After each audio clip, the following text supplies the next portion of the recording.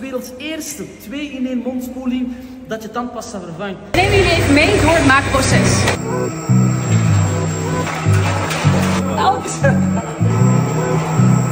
De laatste stoffen worden toegevoegd aan ons recept. En dan is het klaar. Komt de olie hier naar beneden in de machine waar de flesjes dan gevuld worden. Hier worden alle flesjes op de band gezet. En vervolgens worden ze hier in deze machine gevuld. Super satisfying om te zien. Hier worden de dopjes op de flesjes gedraaid, waarna ze vervolgens in een machine gaan om gesealed te worden.